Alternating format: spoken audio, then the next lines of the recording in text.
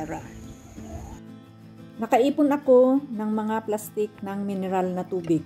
Sa trabaho kasi, bumibili ako ng mga 5 liters na mineral na water at iniipon ko yung mga plastik. Tamang-tama, nakahingi ako ng mga aloe vera sa aking katrabaho at ito ay ating itatanim ngayon. Siyempre, sa pagtatanim, gumamit tayo ng compost na lupa mixed with ordinary soil para nutritious naman ang ating soil para sa bagong halaman na ating itatanim. Yung lupang hindi nagamit, ilagay natin sa mga ibang nakapasong halaman. Nagtanim tayo ng aloe vera, saka naglagay ng lupa dito sa ating onion leeks.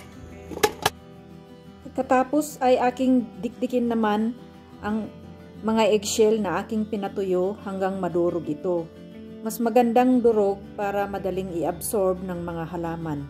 Organic nitrogen ito. Ilagay lang sa ibabaw ng lupa at diligan pagkatapos.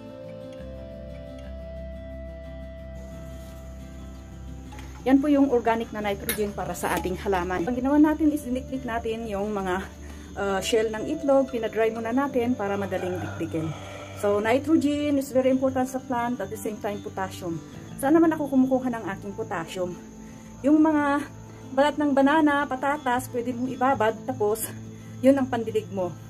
So banana, patatas, yun po ay mga rich in potassium. Yung mga vegetable peelings or banana peelings na madaling mag-iba yung kulay, they are rich in potassium. So ang gagawin natin, pwede natin i-cut-cut ng maliliit and then ibabad sa tubig. Tapos yung kanyang tubig ay idirig natin sa ating mga halaman, in that mabibigyan sila ng potassium. Yun yung organic na ating ginagamit. O diba, may mga silbi din pala itong mga biodegradable plants na hindi natin kailangan lahat ay itatapon. And then after that, pwede natin i-compose yung mga pinagbabaran natin pagkatapos nakuha yung potassium. O diba? Punta tayo dun sa tanim ko ng aloe vera, lagyan din natin ng nitrogen para okay yung paglaki. Okay, let's go! So yun yung ginagawa natin at weekends walang trabaho, so yun ang gagawin natin, urban gardening at home.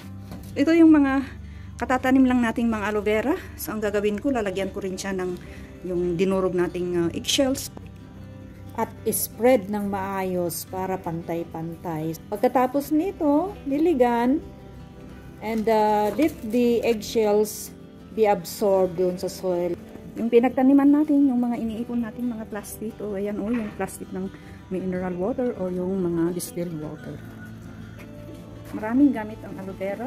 Pwedeng yan sa buhok, pang shampoo, or gawing pang moisturize ng ating mukha.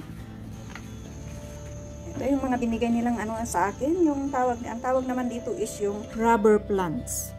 So ayan, yung ating tanim na nilagyan natin ng nitrogen from eggshell. Pag-ipon-ipon ng mga plastic, yung lagayan ng mga tubig na pwedeng itapon, pwede nating ipunin, at saka pwede nating pagtaniman ng mga halaman. Later on, magtatanim din ako ng pechay.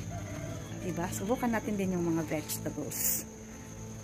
Okay, weekends tayo ay nag-urban gardening. Ginagawa natin, isinaasikaso natin yung mga kunting halaman natin sa ating terrace. So, ako ay nagtatanim ng aloe vera at saka yung mga onion leeks, yung mga condiments na ginagamit sa kusina. Today, ayan, nag-replants ako ng aloe vera. So, yan po yung ating mga tanim. This is my tea. Yung rosemary, ginagawa nating tea.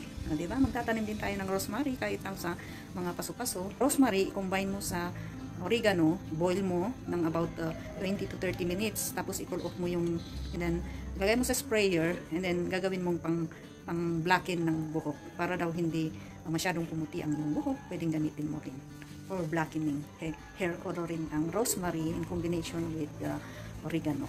It's simple things, pero pag nagiging gawain natin, magiging habit, and then planting is life, diba? Urban gardening.